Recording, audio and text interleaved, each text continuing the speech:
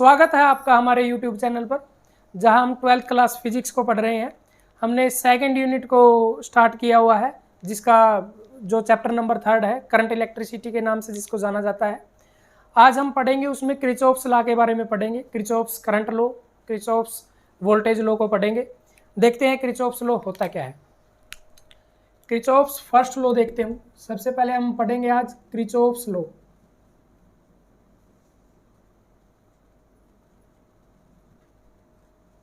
Kirchhoff's law को हम पढ़ेंगे, जिसमें फर्स्ट है हमारा, जिसको Kirchhoff's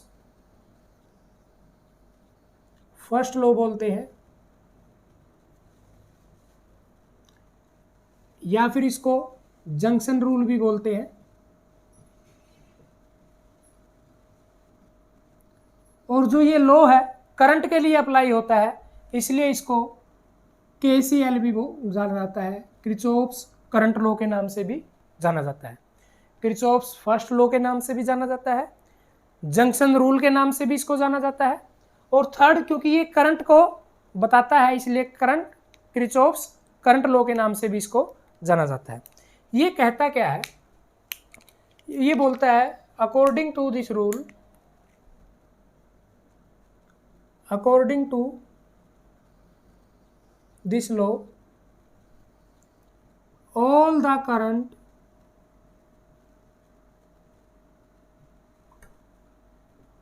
entering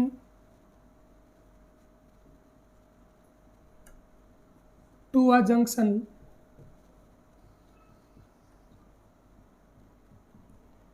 is equal to sum of all the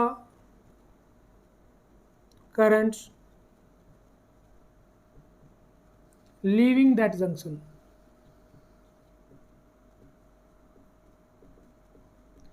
इसको जंक्शन रूल इसीलिए बोला गया है क्योंकि किसी जंक्शन में जितने भी करंट एंटर कर रहे हैं उनका सबका सम इक्वल होगा, जितने भी करंट उसमें से आउट कर रहे हैं लीविंग दैट जंक्शन उनके इक्वल होगा। या फिर हम बोलें, इसी को अगर दूसरे लैंग्वेज में लिखूं, the algebraic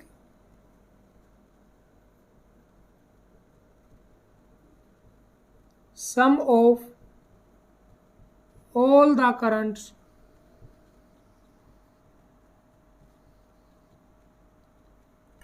in a circuit through a junction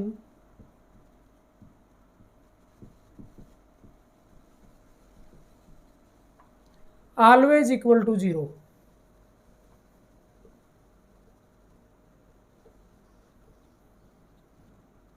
हमेशा क्या होता है? 0 होता है। जितने भी करंट हो गए किसी सर्किट में एक जंक्शन पॉइंट पे, उनका एल्जेब्रिक सम क्या होगा? 0 होगा। वो एंटर कर रहे हो या एग्जिट कर रहे हो, सभी को अगर हम एल्जेब्रिकली जोड़ देंगे तो उनका रिजल्ट जो आएगा वो 0 आएगा। यही बोलता है KCL, Kirchhoff's current law, Kirchhoff's first law, या फिर जंक्शन रूल। अब इनको अप्लाई करने के लिए हमें साइन कन्वेंशन की जरूरत पड़ेगी, तो इसके लिए साइन कन्वेंशन देख लेते हैं।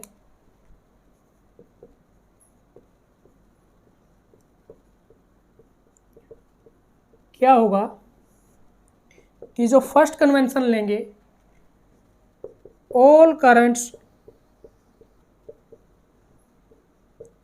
एंटरिंग अ जंक्शन, कोई जंक्शन पॉइंट है उसमें जितने भी करंट एंटर कर रहे होंगे आर टेकन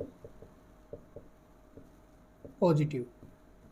उनको क्या लिया गया है? पॉजिटिव लिया जाएगा। जितने भी जंक्शन की तरफ जंक्शन में एंटर कर रहे होंगे करंट, उनको क्या लिया जाएगा? पॉजिटिव लिया जाएगा। सेकंड है जो all currents leaving a junction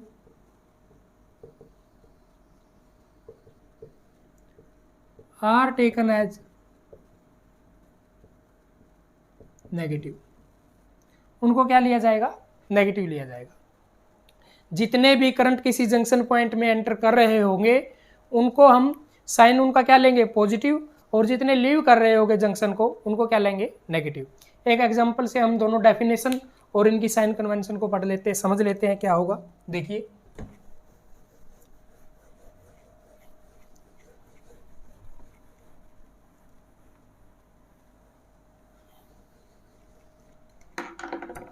देख लेते हैं कि ये कोई पॉइंट है जिसको जंक्शन पॉइंट ए बोला गया। किसी सर्किट है कोई, उसका एक जंक्शन पॉइंट है, डिफरेंट जंक्शन पॉइंट हो सकते हैं। इसके अंदर कुछ करंट आ रहे हैं, एंटर कर रहे हैं। मान लो करंट I1 एंटर कर रहा है, इस तरीके से I2 एंटर कर रहा है, और एक करंट है जो I3 वो क्या कर रहा है, इसको लीव कर रहा है। जंक्शन पॉइंट क्या है, ए, जंक्शन पॉइंट ए पे। अब जो हमारी फर्स्ट डेफिनेशन थी किरचॉफ्स लॉ की, उसने क्या बोला था कि sum of all the current entering a junction, इस जंक्शन को जितने भी करंट एंटर कर रहे हैं, देखो I1 भी एंटर कर रहा है इसमें, I2 भी एंटर कर रहा है, is equal to sum of all the current leaving that junction. इसी जंक्शन को ए को कितने करंट लीव कर रहे हैं, 1। तो इसका मतलब क्या हुआ कि जो I1 प्लस I2, क्योंकि उनका सम है, will be equal to I3, क्योंकि लीव तो सिर्फ एक ही करंट कर रहा है, लीव क्या कर रहा है, एक ही करंट कर रहा है। ये क्या बोलेगा, किरचॉफ्स फर्स्ट लॉ। तो यहां से हम बोल सकते हैं कि I1 plus I2 is equal to I3 के। और जो दूसरी इसकी डेफिनेशन थी उसमें क्या बोला गया था कि algebraic sum of all the currents in a junction, एक जंक्शन में सभी करंट्स का एल्जेब्रिक सम क्या होगा, वो 0 के इक्वल होगा। अब हमें साइन कन्वेंशन की जरूरत पड़ेगी, इसमें तो कोई साइन कन्वेंशन की जरूरत नहीं थी। तो एल्जेब्रिक सम, देखो I1 क्या कर रहा है, एल्जेब्रिक सम के हिसाब से निकाल ले तो सेकंड जो डेफिनेशन थी हमारी, I1 एंटर कर रहा है तो एंटरिंग का करंट पॉजिटिव ले लेते हैं। I2 भी इस जंक्शन में एंटर कर रहा है तो इसको भी क्या ले लेंगे, पॉजिटिव। I3 क्या कर रहा है, लीव कर रहा है। तो हमने साइन कन्वेंशन में पढ़ा था कि जो भी लीव करेगा वो क्या होगा, वो नेगेटिव लेंगे, तो इसलिए इसको क्या लेंगे, -I3। और इनका एल्जेब्रिक सम क्या होता है, इक्वल टू 0। अगर मैं यहां से भी निकालूं I1 प्लस I2, I3 को उस साइड लेके जाएंगे तो पॉजिटिव हो जाएगा I3। दोनों ही सेम है, कोई भी रूल लगाओ दोनों में क्या होगा, सेम हमारा रिजल्ट निकलेगा। आप कोई भी लगाओ, इसमें बस ये फायदा है कि एंटरिंग करंट को एक साइड लिखो और लिविंग करंट को एक साइड लिखो, तो हमें साइन कन्वेंशन की जरूरत नहीं पड़ेगी। अगर आप एल्जेब्रिक सम को 0 के इक्वल कर रहे हो तो आपको साइन कन्वेंशन की जरूरत पड़ेगी। तो आप इस तरीके से भी लिख सकते हो। ये है हमारा किरचॉफ्स फर्स्ट लॉ। अगर मैं एक और एग्जांपल लूं, देखो I1 करंट एंटर कर रहा है ऐसे, ये जंक्शन पॉइंट है B, I2 एंटर कर रहा है, इसी तरीके से I3 एंटर कर रहा है, और लीव क्या कर रही है, I4 लीव कर रहा है, I5 लीव कर रहा है, और I6। अब देखो ये जंक्शन पॉइंट है, इस जंक्शन पॉइंट B पे 3 करंट तो एंटर कर रहे हैं और 3 करंट क्या कर रहे हैं, लीव कर रहे हैं। तो अगर इसके हिसाब से मैं लिखूं, फर्स्ट जो डेफिनेशन में फर्स्ट डेफिनेशन लिखवाई थी क्या, sum of all the current entering the junction is equal to sum of all the current leaving junction. तो इनका एंटरिंग कौन कौन से, 1, 2 और 3, तो इनका सम करो पहले। तो I1 I2 plus I3, leave कौन से करे, I4 I5 और I6, तो is equal to I4 plus I5 plus I6। ये तो हमारी फर्स्ट डेफिनेशन थी। और मैं जो सेकंड डेफिनेशन लिखवाई थी उसमें क्या लिखा था कि algebraic sum of all the current is equal to 0, लेकिन साइन कन्वेंशन लेंगे। देखो एंटरिंग करंट है जो I1 I2 और I3, इनको क्या लेंगे, पॉजिटिव। तो I1 plus I2 plus I3। Living current कौन से है, I4 I5 और I6, इनको क्या लेंगे, negative. I4 minus I5 minus I6 is equal to क्या लिखा था, एल्जेब्रिक सम 0 के। अगर यहाँ से भी मैं निकालूँ I1 plus I2 plus I3 is equal to, इनको उस साइड लेके जाएंगे तो सारे क्या हो जाएंगे, positive. I4 plus I5 plus I6, same result आएगा, किसी भी तरीके से आप निकालिए। ओके, ये हमारा किरचॉफ्स करंट लॉ या जंक्शन रूल या किरचॉफ्स का फर्स्ट लॉ। अब हम पढ़ेंगे किरचॉफ्स सेकंड लॉ को पढ़ेंगे।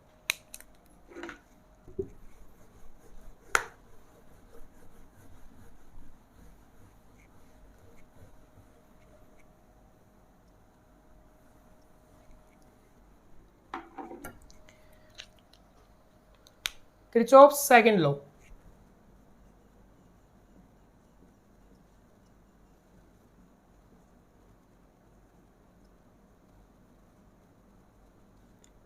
और इस रूल को बोलते हैं लूप रूल भी बोलते हैं, और इसको क्या बोल देते हैं, क्योंकि ये वोल्टेज पे अप्लाई होता है इसलिए इसको केवीएल भी कहा जाता है। कौन सा लॉ भी? KVL, Kirchhoff's voltage law. Kirchhoff's voltage law भी इसको बोला गया है। तो ये होता क्या है, जिसकी फर्स्ट डेफिनेशन अगर मैं बोलूं, the algebraic sum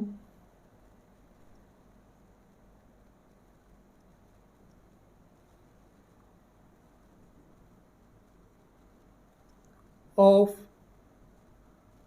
all the potential difference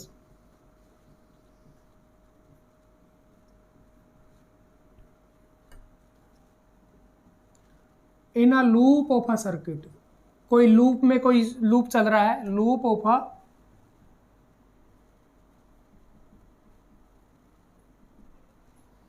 always equal to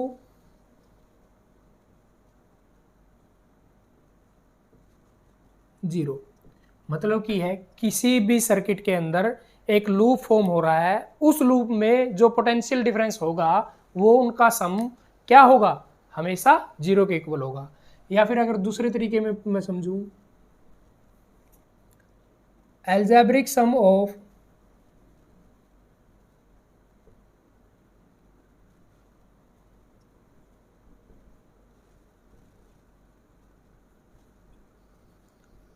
all the EMFs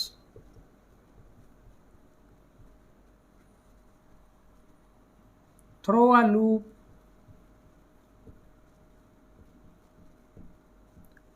of a circuit is always equal to the sum of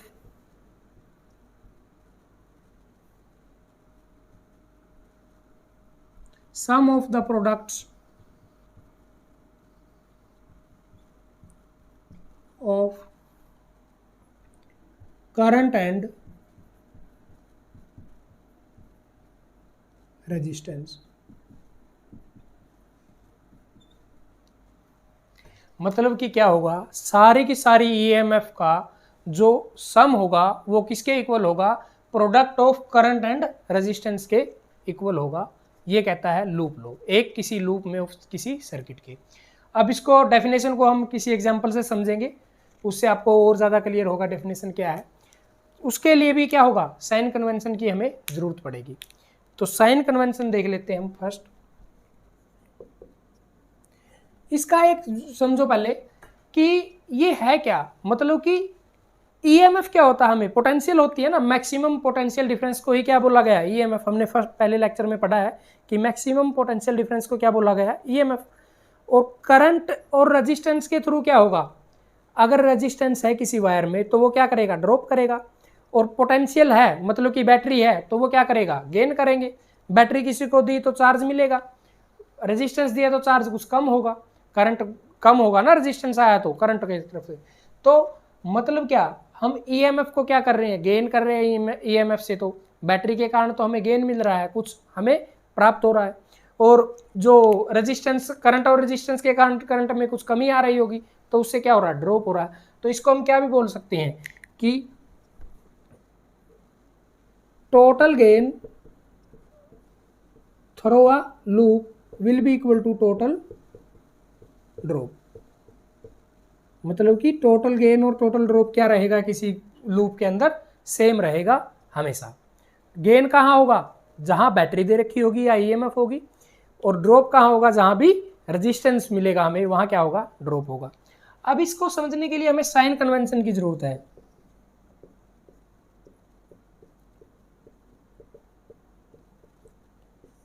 sign convention हम सबसे पहले पढ़ते हैं ड्रॉप के लिए। ड्रॉप कहाँ होगा, जहां क्या होगा, रेजिस्टेंस दे रखा होगा।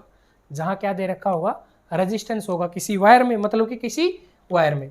अब देखिए फर्स्ट देखते हैं ऐसे वायर के अंदर क्या है, रेजिस्टेंस है, और करंट कैसे फ्लो कर रहा है, इन दिस डायरेक्शन। करंट कैसे फ्लो कर रहा है, in this direction, let us से this is resistance R.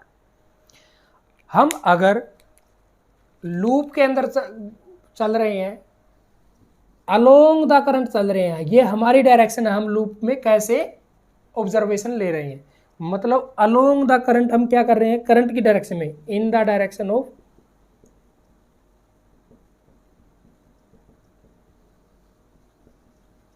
Current.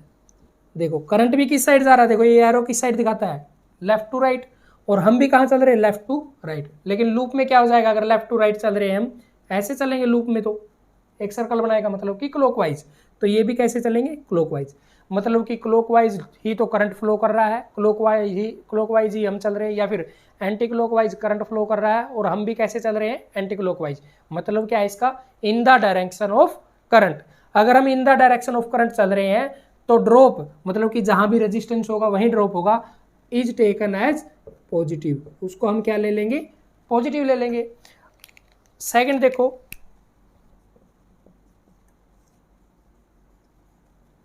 ये रेजिस्टेंस है, करंट ऐसे फ्लो कर रहा है, और हम क्या कर रहे हैं, करंट के अपोजिट डायरेक्शन में हम मूव कर रहे हैं, मतलब कि हम इधर से इस साइड आ रहे हैं। देखो दोनों की डायरेक्शन अलग है ना, ये कहाँ जा रहा है, लेफ्ट टू राइट, हम कहाँ से आ रहे हैं, राइट टू लेफ्ट। मतलब अगर करंट मान लो लेफ्ट टू राइट जा रहा है तो क्लॉकवाइज जा रहा होगा, हम कैसे मूव कर रहे होंगे, एंटी क्लॉकवाइज। अगर करंट एंटी क्लॉकवाइज मूव कर रहा है, हम कैसा मूव कर रहे हो, क्लॉकवाइज, मतलब कि दोनों की डायरेक्शन अपोजिट हो, तो उस केस में हम ड्रॉप को क्या ले लेंगे, नेगेटिव ले लेंगे। ड्रॉप को क्या लेंगे, नेगेटिव। ओके, ये तो हुआ ड्रॉप के लिए। अब अगर मैं गेन के लिए देखूं, गेन के लिए देखूं, गेन कहाँ होगा, जहां भी हमें पोटेंशियल मिलेगा या ईएमएफ मिलेगी, पोटेंशियल या ईएमएफ मिलेगी। तो पोटेंशियल का साइन क्या होता है, ये क्या, पॉजिटिव, और ये नेगेटिव। ये पोटेंशियल है, बैटरी है कोई। अब इसके अंदर हमें क्या करना है, अगर हम बैटरी की तरफ पॉजिटिव टू नेगेटिव जा रहे हैं, पॉजिटिव टू नेगेटिव जा रहे हैं, तो उसको नेगेटिव लेंगे, और नेगेटिव टू पॉजिटिव की तरफ आ रहे हैं, मतलब कि पॉजिटिव से अगर नेगेटिव टू पॉजिटिव आ रहे हैं, हम ऐसे नेगेटिव से पॉजिटिव की तरफ आ रहे हैं, तो हम इसको ले लेंगे पॉजिटिव। और अगर पॉजिटिव से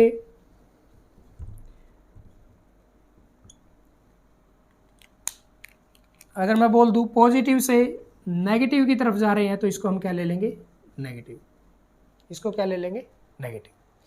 किसी लूप में चलते हुए अगर हमें पहले क्या मिला, नेगेटिव टर्मिनल मिला, और वहां से हम कहाँ जा रहे हैं, पॉजिटिव की तरफ जा रहे हैं। फर्स्ट अगर लूप में चलते हुए नेगेटिव टर्मिनल मिला, उससे हम पॉजिटिव की तरफ जा रहे हैं, तो उसको पॉजिटिव ले लेंगे। अगर हमें पॉजिटिव मिला और पॉजिटिव से नेगेटिव की तरफ जा रहे हैं, तो हम क्या ले लेंगे, नेगेटिव ले लेंगे। ये क्या हमारा साइन कन्वेंशन है इसके लिए। ओके, अब हम एक एग्जाम्पल से इसको समझ लेते हैं। देखिए,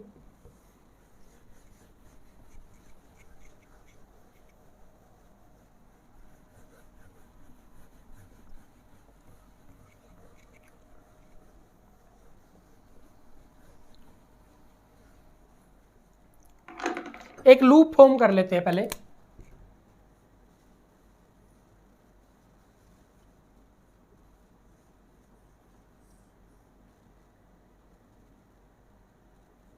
एक बैटरी यहां लगा देते हैं, ये पॉजिटिव है, नेगेटिव, पॉजिटिव,